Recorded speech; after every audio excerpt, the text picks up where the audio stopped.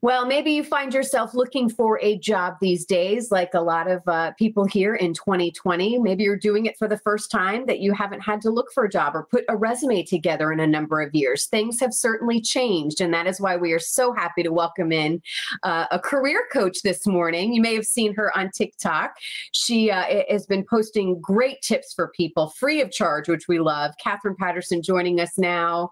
Again, what a treat to have you joining us today, because I know so many people in this boat of looking for a job in 2020, and things have changed quite some, over the last couple of years, I should say. Yeah, things have really changed over the last, decade. Actually, it's gotten a little exacerbated with the with COVID, and with the double digits unemployment we've had. It's gotten a lot better. But it's still, we're still working towards it. The thing that's really changed is now we've got recruiting software. And what that means is that you got to get past the bots. So there's something called, applicant tracking systems. And that means you got to make your resume sharp, and you got to make it boring.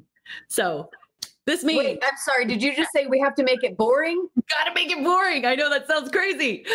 So and let's talk about, and what I love about you, because your passion really is, and it really has evolved in COVID-19.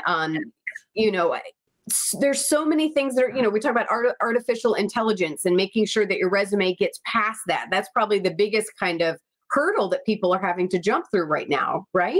Right. One of the biggest things is that 70% of resumes are getting rejected immediately, right off the bat. You don't even know it. You're just sitting there idly waiting and thinking, I'm not getting any callbacks like I used to. And that because you haven't looked for a job in a long time. And that's normal. You're not alone. It's not you. Your perfectly good resume, seemingly perfect, it's not getting the attention that it used to. And it's not you. It's not your credentials. It's not your work history. It's your resume. And so all you have to do are simple things.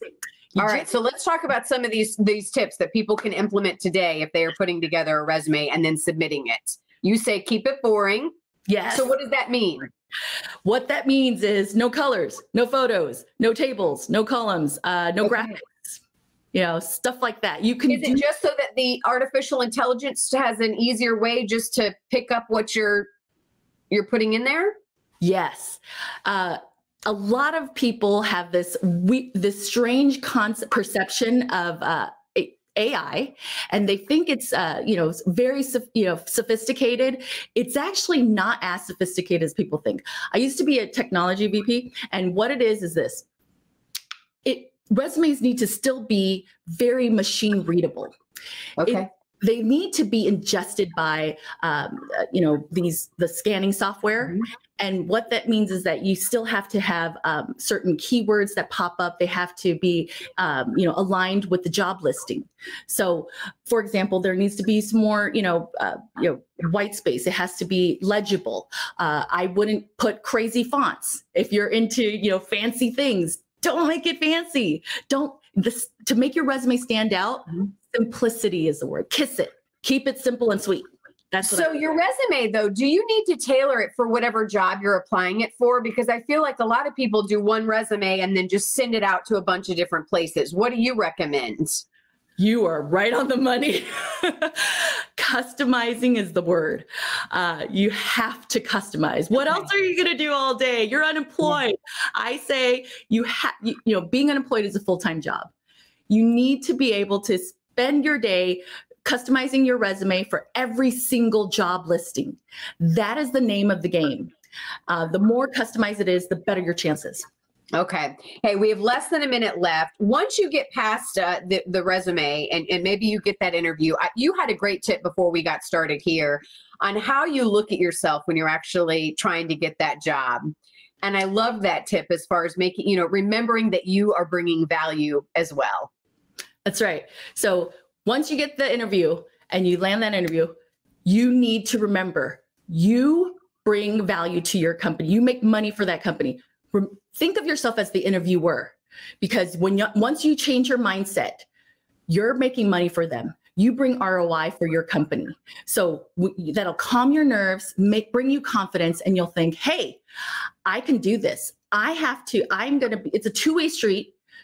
You have to find out that you're like you're a good fit for that company. Mm-hmm. The interview is a verbal exam. It's also a first date.